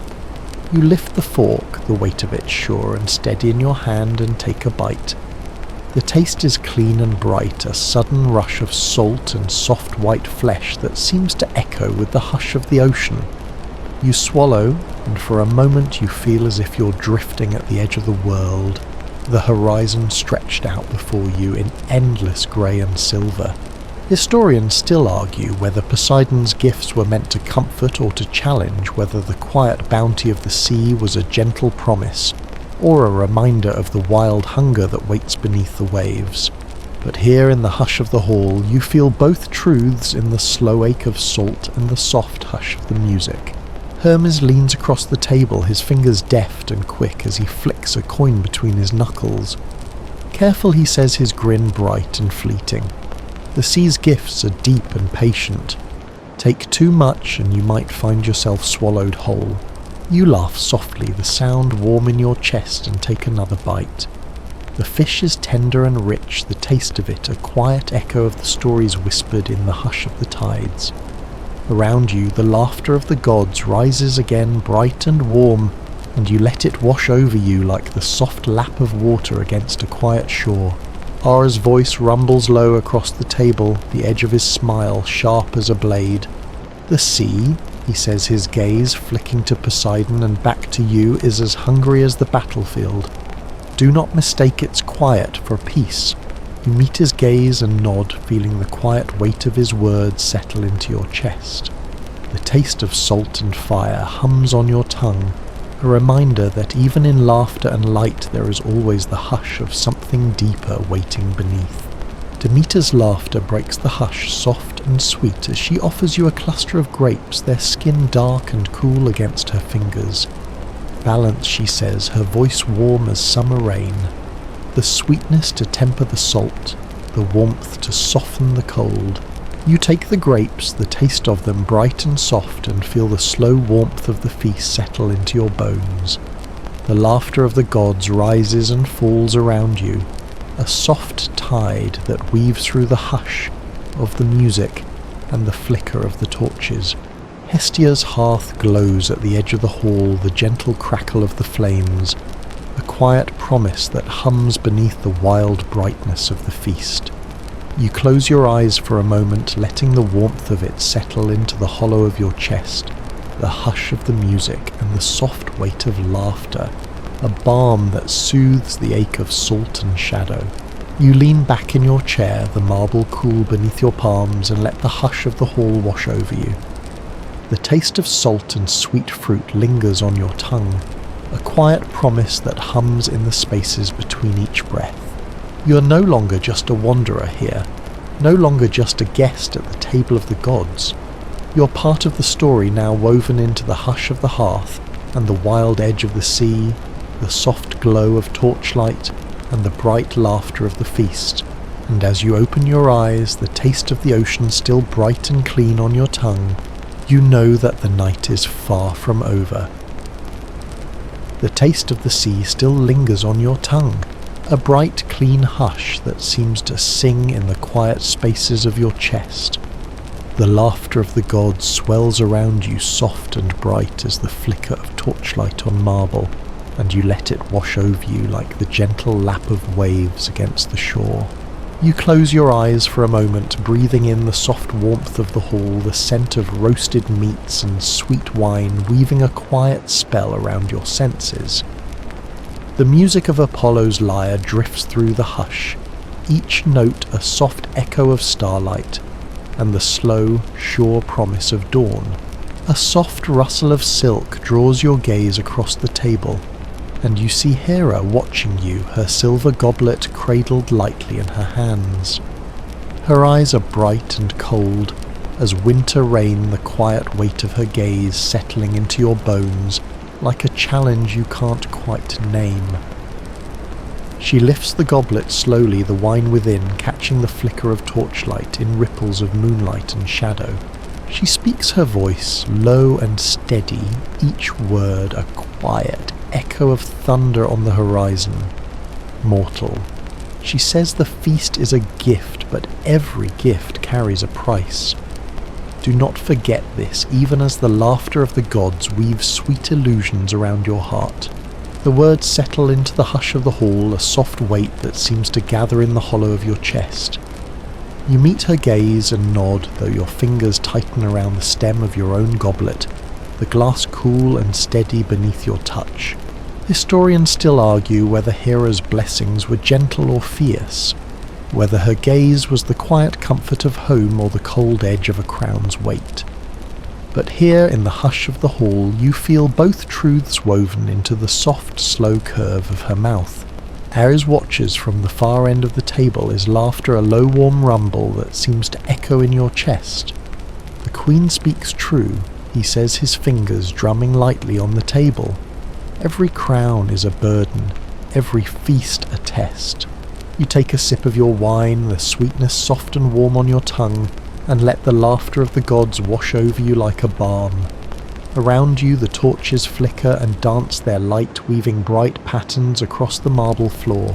Hermes' bright eyes catch yours, a flicker of mischief in the soft glow of the hall.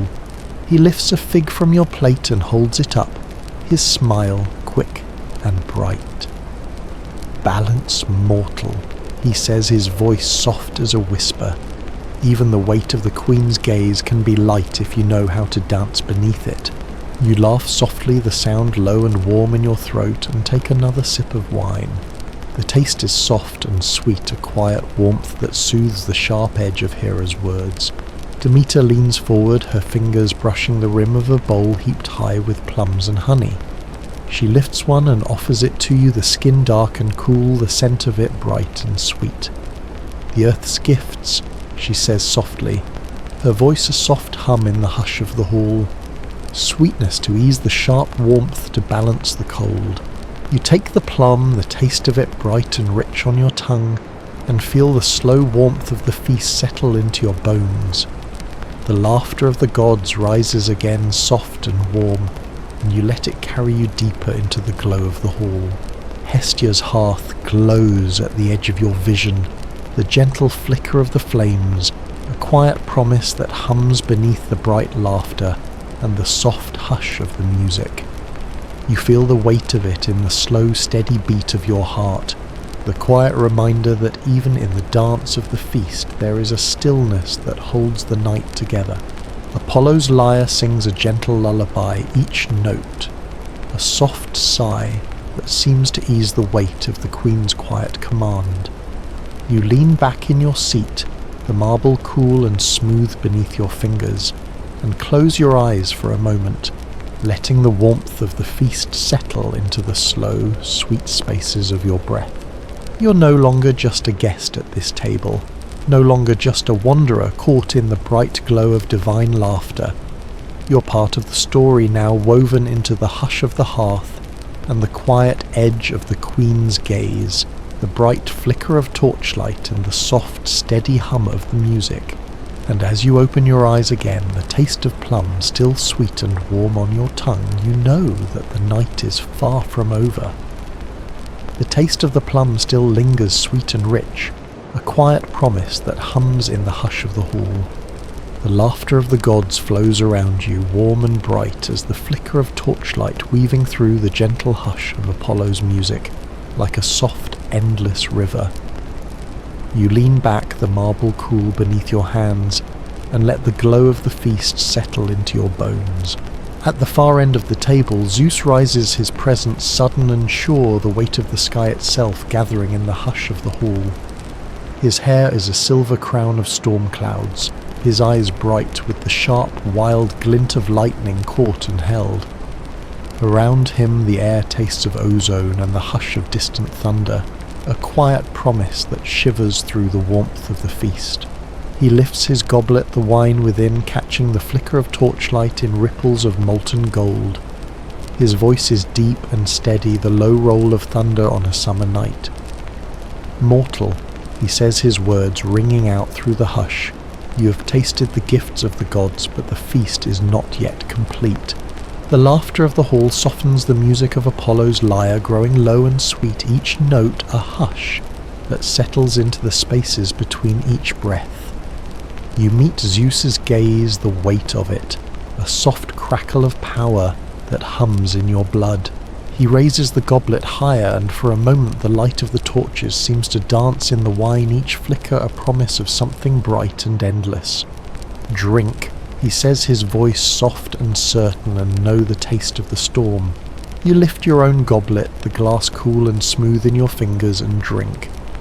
The wine is bright and sharp, a sudden rush of warmth and light that seems to crackle in your chest. It tastes of thunder clouds and rain-washed earth, of the hush before the storm, and the soft, sweet promise of the calm that follows. Historians still argue whether Zeus' toasts were a promise of power or a warning, whether his cup held the bright edge of dawn or the quiet weight of dusk. But here in the hush of the hall you feel both truths in the slow, steady warmth that blooms in your chest. You set the goblet down, the laughter of the gods rising again like a soft tide, and feel the hush of the feast settle into your bones. Hermes leans forward, his grin bright and quick as the flash of a silver coin in the torchlight. Careful, he says, his voice soft and bright with laughter, the storm is both promise and test. Drink too deep and you might find yourself swept away. You smile, the taste of the storm still bright on your tongue, and take another slow breath. The air is thick with the scent of roasted meats and sweet fruit, the soft glow of the torches, a balm that eases the sharp edge of thunder's promise. Demeter's gentle laughter is a quiet murmur in the hush, her fingers brushing the rim of a bowl piled high with ripe cherries. She plucks one and offers it to you, her smile warm and bright as summer rain. Balance, she says softly, her voice, a gentle echo of the earth's slow song. The sweetness to ease the sharp, the warmth to soften the storm. You take the cherry, the juice bright and tart on your tongue, and feel the hush of the hall settle deeper into your bones. The laughter of the gods flows around you bright and endless, each voice a thread in the soft shimmering tapestry of the feast. Hera's gaze meets yours cool and distant as the quiet edge of winter's breath, and you feel the weight of her silent command settle over you once more. "Remember, mortal," she says, her voice low and steady, "the storm is both gift and challenge. Face it with steady heart, and you will not be lost." The music of Apollo's lyre softens to a gentle murmur, each note a soft sigh that hums in the hush of the hall. You close your eyes for a moment, the taste of cherry and storm bright in your mouth, and let the warmth of the feast wrap around you like a cloak. You are no longer just a wanderer here, no longer just a guest at the table of the gods.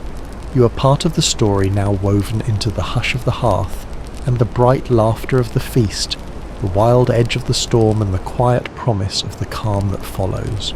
And as you open your eyes once more, the taste of thunder still bright and clean on your tongue, you know that the night is far from over. The taste of thunder still lingers in your mouth, a bright crackling warmth that hums in your chest with every slow, steady breath. Around you, the laughter of the gods rises and falls like the soft sigh of wind through the branches of an ancient forest. You lean back in your chair, feeling the marble cool and smooth beneath your fingers, the slow dance of torchlight flickering across the polished stone. But the warmth of the feast is shifting now, a quiet ripple that stirs the laughter into something softer, more secret. A flicker of movement catches your eye, a sudden hush that seems to bloom in the corners of the hall like a breath held too long. You turn your head and see it, a subtle tightening of shoulders, a glance shared between gods that speaks of something unspoken. The air grows still, each breath a hush that tastes of secrets and salt. You sense the change before you see it, a flicker of doubt in Aphrodite's soft smile, the cool edge of Athena's gaze, as she watches something just beyond the edge of the lamplight. Even Dionysus, whose laughter has been the bright endless river of the feast, falls quiet, his wine-dark eyes glinting with something like unease. Oris leans forward, his fingers drumming a slow, deliberate rhythm on the table, the sound a quiet thunder that seems to echo in your bones. His smile is still sharp, but there's a tightness in his jaw, a flicker of watchfulness in the flicker of his eyes. "Do you feel it, mortal?" he says softly, his voice low and sure. The hush that comes before the storm. You swallow, your mouth suddenly dry despite the lingering warmth of wine and honey. You glance round the table, catching the glint of Poseidon's cold smile, the stillness of Hera's quiet regard. Even Hermes, ever the trickster, has grown still, the quick bright dance of his fingers stilled on the polished marble. Historians still argue whether the banquets of the gods were always so serene, whether the laughter was a shield for deeper currents that flowed beneath the bright shimmer of the feast. But here in the hush that gathers like thunderclouds in the soft glow of torchlight, you feel the truth in the slow, steady beat of your own heart. A hush falls as Zeus rises once more, his goblet of molten gold cradled lightly in his hand. The air around him seems to crackle with the quiet promise of rain and lightning, each breath of it, a soft echo in the hush of the hall. He speaks his voice low and calm, but beneath it you hear the slow rolling thunder of something vast and ancient. The feast is a gift, he says, his gaze sweeping across the table, but every gift carries its own shadow. He pauses, his eyes catching yours for a moment, bright and endless as the sky itself. Do you see it now, mortal? The promise of the night and the price that waits in its shadow. You swallow again, feeling the weight of his gaze settle into your bones. The taste of thunder is still bright on your tongue, a sharp reminder that even here in the warm hush of laughter and music, the world beyond these walls waits with quiet patience. Hermes shifts beside you, his smile quick and bright as ever, but there's a flicker of something in his eyes, something that tastes of secrets, half told of promises made in the hush of shadow. The night is long, he says softly, his voice a gentle echo of the flicker of the torches, and every story has its hidden twist. You nod, though the quiet weight of the hush seems to settle deeper with each breath. Around you the laughter of the gods grows softer still, each voice a quiet thread in the slow weave of the feast. Demeter lifts a fig from a bowl of summer's bounty, the skin dark and sweet, and sets it before you with a smile that's as soft and warm as earth beneath spring rain. The harvest. She says softly, her voice a gentle hum in the hush, is both gift and test. Take what is offered, but remember the seeds you plant will grow in the shadows as well as the light. You take the fig, the taste of it bright and sweet on your tongue, and let the warmth of it anchor you in the slow hush of the hall. The air is heavy with the scent of roasted meat and sweet fruit, the glow of the hearth, a quiet promise in the flicker of the torchlight. And as you swallow the last sweet bite, the laughter of the gods a soft echo in the hush, you know that the night is far from over. For in the hush that settles in the spaces between each heartbeat, there is a promise yet to be revealed, a hidden betrayal that waits in the flicker of the shadows, a secret that could unmake the quiet dance of the feast. The hush of the hall settles around you like a velvet cloak, the soft murmur of the gods' laughter, a distant echo as you take another slow breath. The taste of the fig still lingers on your tongue, sweet and rich, but beneath it is a flicker of something darker, a quiet shadow that seems to curl around the edges of each soft note of Apollo's music, each gentle flicker of the torches. You shift in your seat, your fingers brushing the cool marble, and feel the weight of 1,000 stories pressing in around you.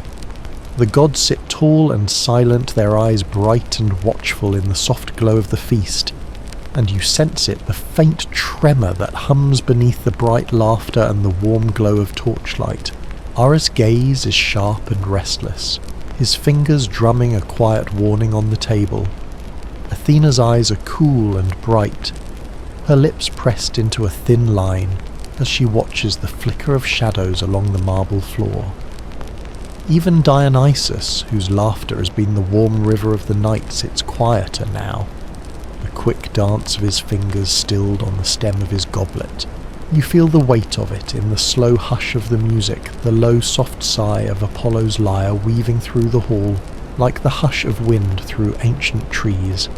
Historians still argue whether the banquets of the gods were ever truly serene, whether the laughter was real or just a quiet dance meant to hide the sharp edge of old rivalries and secrets half told. But here in the hush that settles deeper with each breath, you feel the truth in the slow, heavy beat of your heart. A flicker of movement catches your eye, a quick, soft shift of Hermes' bright gaze as he leans in closer, his fingers deft and sure as he sets a single, perfect pomegranate seed on the edge of your plate. "Careful, mortal," he says softly, his voice a gentle whisper that seems to weave through the hush. The sweetest bite can carry the bitterest seed. You glance down at the bright red seed, its skin glinting in the torchlight, like a drop of blood caught in a web of silver. You swallow your mouth dry and lift it to your lips, the taste of it bright and sharp. A sudden burst of sweetness that leaves a bitter ache in its wake. Around you the laughter of the gods grows soft and wary, each voice a thread in the slow weave of the hush. Hera's gaze is cold and distant, her silver goblet resting lightly in her hand. Poseidon's trident leans against his chair, the glint of it a quiet warning in the soft glow of the torches.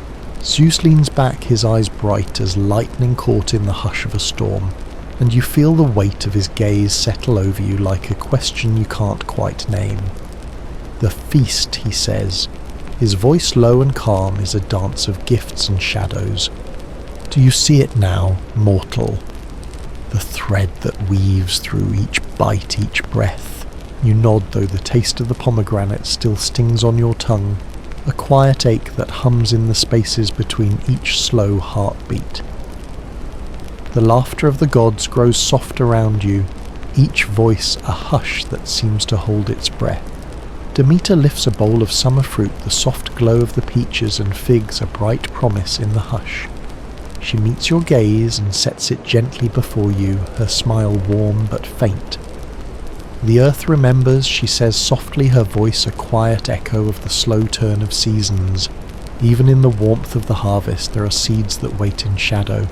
You take a peach, its skin soft and warm in your hand, and bite into it, the taste of summer bright and sweet on your tongue. But beneath the sweetness is a flicker of something else, a soft dark edge that tastes of soil and rain, and the slow, quiet weight of waiting. Hermes' bright eyes glint in the torchlight as he leans back, his smile quick and fleeting. The night is long, he says softly, and even the gods must face the shadows that gather in the hush. A hush falls deeper than before, and you feel it settle into your bones, a quiet, heavy promise that tastes of secrets and storms. The music of Apollo's lyre softens to a low, gentle murmur, each note a sigh that weaves through the hush like a prayer. You close your eyes, the taste of the peach and the pomegranate, a quiet echo in your chest, and let the hush of the hall wrap around you. You're no longer just a guest here, no longer just a wanderer in the bright glow of divine laughter. You are part of the story now, woven into the hush, and the laughter, the soft glow of the torches, and the quiet, steady promise of something yet to come. And as you open your eyes again, the taste of the shadow still bright and clear on your tongue, you know that the night is almost at its end, but the final secret waits in the quiet spaces of the feast. The hush of the hall is so deep now that it seems to swallow. The flicker of the torches, each flame a quiet heartbeat in the still warm dark. The laughter of the gods has softened to a low murmur, a ripple that weaves through the quiet like the last breath of a summer night. You sit with your hands resting lightly on the marble, the taste of sweet fruit and bitter seeds still bright on your tongue. Zeus watches you from the far end of the table, his eyes bright with the slow, steady flicker of stormlight caught in the hush. The air around him tastes of rain and lightning, of the soft, sharp promise of thunder waiting just beyond the edge of the night. He lifts his goblet slowly, each movement sure and deliberate, and you feel the weight of the moment settle around you like the hush before a storm breaks. The feast, he says, his voice low and calm, has shown you the gifts of the gods, the laughter and the light, the warmth of the hearth, and the wild hunger of the hunt. But the final gift waits in the quiet spaces in the hush that lingers when the laughter fades. The words settle in the hush like the soft hush of falling snow, each one a promise that hums in the quiet of your breath. You meet his gaze and feel the weight of it in your bones, a soft steady ache that tastes of dawn and dusk, of endings and beginnings that weave through the hush of the world. Ares leans forward, his eyes bright and sharp as the edge of a blade, and his smile is a quiet promise in the flicker of torchlight. The final gift, he says, his voice a low rumble that taste of iron and fire, is not given lightly mortal. It is earned in the hush, in the quiet spaces where the echoes of the feast settle into the hollow of your heart. Hermes' fingers flick a coin across the table, the silver glint of it bright in the hush. And remember, he says softly, his voice a soft, bright ripple in the stillness, every gift is a promise, and every promise carries its own shadow. You nod, though your throat is tight and your hands tremble just a little on the cool marble. The laughter of the gods has grown soft, each voice a gentle echo in the warm, flickering dark. Demeter sets a final dish before you, the scent of warm bread and sweet honey rising in the hush like a quiet prayer. The final gift, she says, her voice soft and sure, is the memory of the feast itself. The taste of it will stay with you, even when the laughter fades and the night grows cold. You take the bread, the crust warm and golden beneath your fingers, and break it open. The scent of it fills the hush, sweet and rich and soft, and you take a bite. The taste of it, a quiet warmth that hums in your blood. It tastes of home and hearth, of soft summer nights, and the quiet hush of snow, of the slow, sure turning of the world. Hestia lifts her eyes, her smile gentle and warm in the flicker of the firelight. The final gift, she says softly, is the knowledge that you have been here, that you have tasted the laughter and the hush, the bright warmth of the feast and the quiet promise of the night. You are part of it now, woven into the story that will echo in the hush of every winter night and the soft glow of every summer dawn. You close your eyes, the taste of bread and honey soft on your tongue, and let the hush of the hall settle around you like a quiet song. The laughter of the gods is a soft murmur in the dark, the music of Apollo's lyre a gentle sigh that hums in the slow warm hush. You're no longer just a guest here, no longer just a wanderer who stumbled upon the bright glow of a feast half remembered in old stories. You're part of it now, woven into the hush and the laughter, the soft glow of the torches and the quiet steady hum of the music. The night is almost at its end, but the taste of it will linger in your bones, a quiet promise that hums in the hush of your breath. And as you open your eyes, the final hush of the feast wrapping around you like a soft cloak, you know that you have tasted the final gift of the gods, and that it will stay with you, a quiet, endless song in the hush of every dawn. And now, as our long journey through these thankless medieval tasks comes to a gentle close, let your breath soften, each inhale slow and quiet, each exhale a gentle sigh. Feel the weight of those long days, the ache of shoulders, the hush of linen, the flicker of torchlight fade softly into the warm dark. You're wrapped in the quiet rhythm of centuries past, the steady beat of work that never ends, but in this moment you're safe. Let the hush of the castle's stone walls cradle you, each whisper of history a soft promise of rest. Outside, the night sighs low against the high towers, the moon's pale light slipping through arrow slits and over ancient stone. You're part of that quiet world now, each breath a small echo of the lives you've seen humble, patient unseen but never forgotten. So let the soft memories of spinners' hums, the flicker of the kitchen's hearth, the hush of the lady's chamber weave into your dreams. Let the long shadows of history become the soft cradle that rocks you to sleep, and know that in this ancient, endless world you've found a small, warm space to rest. Sleep well and sweet dreams.